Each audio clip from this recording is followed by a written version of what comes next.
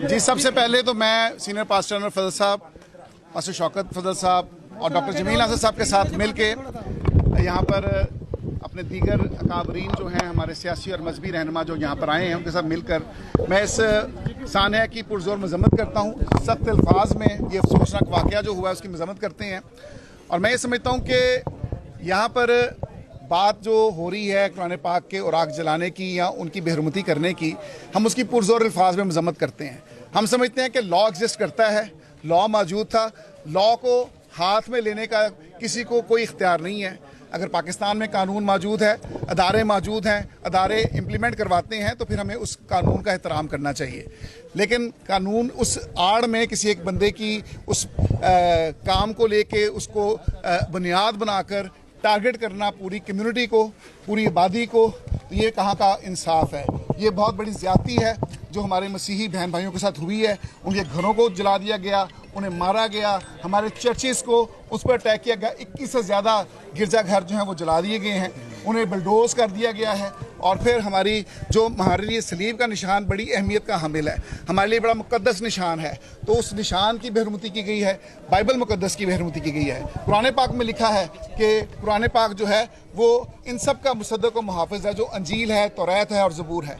और आप लोगों ने ये देखा कि यहाँ पर शर पसंदी की गई और उन औराक को जलाया गया जो पाक औराक हैं, जो इल्हामी औराक हैं। तो मैं समझता हूँ कि ऐसे अफराद को कैफरे करदार तक पहुँचाना रियासत की जिम्मेदारी है। इस मौका पर हम मुतालबा करते हैं, हमारी डिमांड है कि सुप्रीम कोर्ट ऑफ पाकिस्तान खुद नोटिस ले।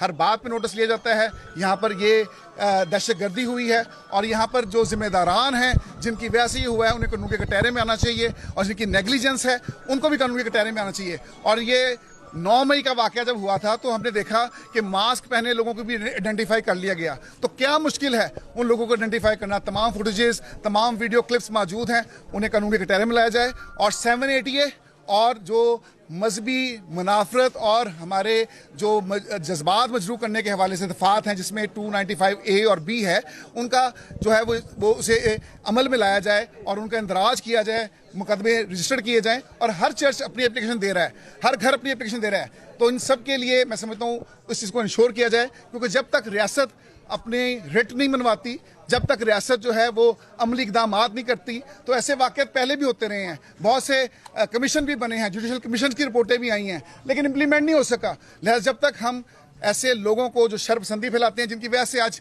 पाकिस्तान का चेहरा दुनिया में मसख होकर रह गया है, पाकिस्तान की जगहसाई हो रही है और पूरी दुनिया जो है वावेला कर रही है, तो मैं समझता हूँ हम तो पाकिस्तान के सफ़ीर हैं, जो पाकिस्तान का खूबसूरत चेहरा दुनिया भर के में पेश करते हैं। हम पाकिस्तान की नुमाइंदगी करते हैं। लेकिन अफसोस कि ये शरपसंद लोग जो चंद मुट्ठी भर हैं, बिल्कुल हम मिनॉरिटी में नहीं हैं, क्योंकि हम तो पाकिस्तान के खैर खां हैं, हम तो पाकिस्तान की सलामती की दुआएं करते हैं। ये चर्चेज हैं जिनको जलाया गया, इसमें रोज़ पाकिस्तान की सलामती, बढ़ोतरी और इस्तेकामत के लिए दुआ खैर होती है। लेकिन अफसोस कि इस चर्च को जला दिया गया, जो पाकिस्तान के अदारों के लिए दुआ करते हैं। लेकिन मैं ये समझता हूँ कि उन शर्पसंदों को जब तक मुहासबा न किया गया, उन्हें कानूनी कटहरे में न लाया गया, ऐसे वाक़यात की रोकथाम नहीं हो सकती। लेकिन हम सब इस वक्त इकट्ठे हैं क्योंकि हम पाकिस्तान के खैर खां हैं। और मैं ये ज़रूर कहना चाहूँगा कि ये जो मसीही हैं, जिनको तंग किया गया है, जिनको इस हालत ज़ार में छोड़ा गया है, जिनको रोने के लिए छोड़ दिया गया है, जिनके घरों को मस्मार किया गया है, जिनके चर्चेस को आग लगा दी गई है, इन लोगों ने कभी रियासती रिट को चैलेंज नहीं किया। इन्होंने सर खम करके हमेशा आइन की पासदारी की है।